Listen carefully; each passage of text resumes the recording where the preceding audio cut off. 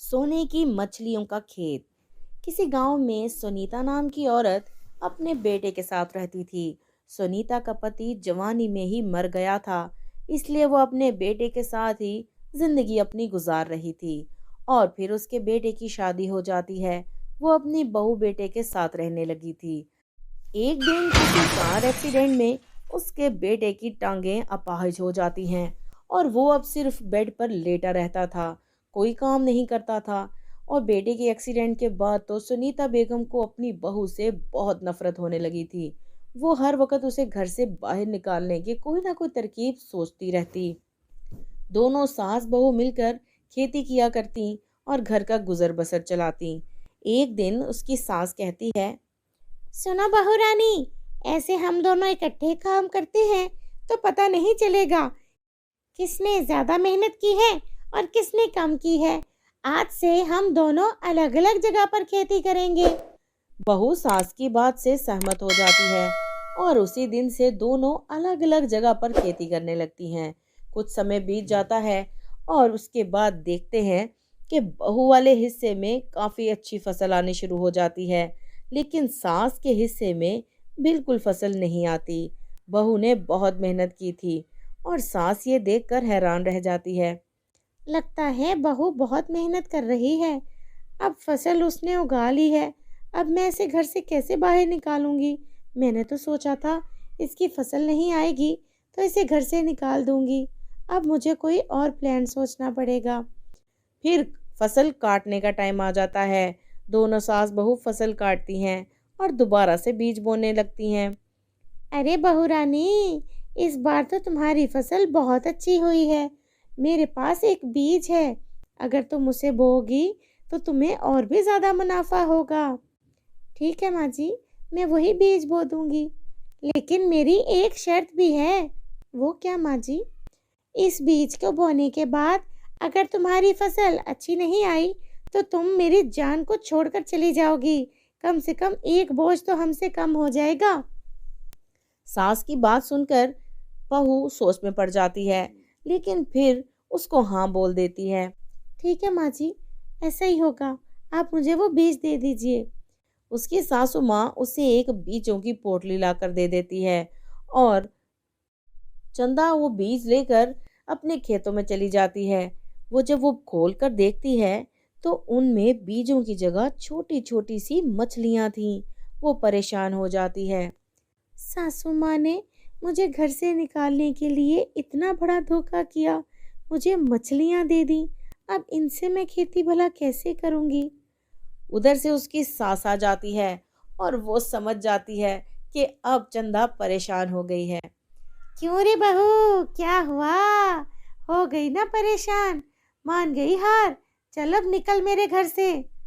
लेकिन सासू माँ, मैंने आपसे कब कहा कि मैं हार मान गई और मैं खेती नहीं करूँगी? मैं इन्हीं मछलियों से ही खेती करूँगी और आप देखना, मेरे खेत में बहुत सारी फसल भी आएगी।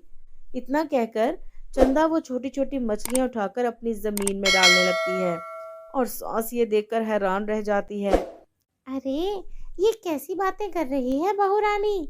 मछलियाँ कैसे उगाएगी? चलो खैर, हमें क्या। सास वहां से चली जाती है, लेकिन जमीन में मछलियां बोने के बाद चंदा काफी परेशान थी। वो एक नदी किनारे आकर बैठ जाती है और भगवान से बातें करने लगती है।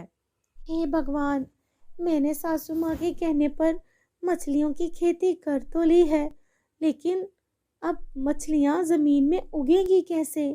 मुझे नहीं समझ आ रहा। मेरी शादीशुदा जिंदगी दांव पर लगी है।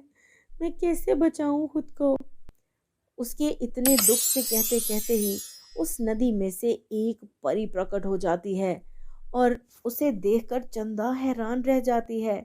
वो परी चंदा से कहती है, सुनो चंदा, मैं रूबी परी हूँ। क्या हुआ? क्यों परेशान हो इतनी? तभी चंदा उसे सारी बात बताती है और रूबी परी उसे कहती है, तुम परेशान मत हो। तुम ये फसल का टाइम आने दो। तुम्हारी फसल में मछलियां ही उगेंगी और देखना, तुम्हारी शादीशुदा जिंदगी को कुछ नहीं होगा। लेकिन तुम अपनी सास को हमेशा अच्छे से ही ट्रीट करना और अच्छा सबक ही देना। ये सुनकर चंदा बहुत खुश हो जाती है और रूबी परी गायब हो जाती है। चंदा वापस आकर अपने खेतों की देखभाल करने लगती है और उसके खेतों से सच में पौधे उगने लगते हैं। वो परेशान हो जाती है। उसकी सास ये देखकर बहुत हैरान थी। अरे बहू, कौन से बीज बोए हैं तूने यहाँ पर? ये फसल उग रही है जो।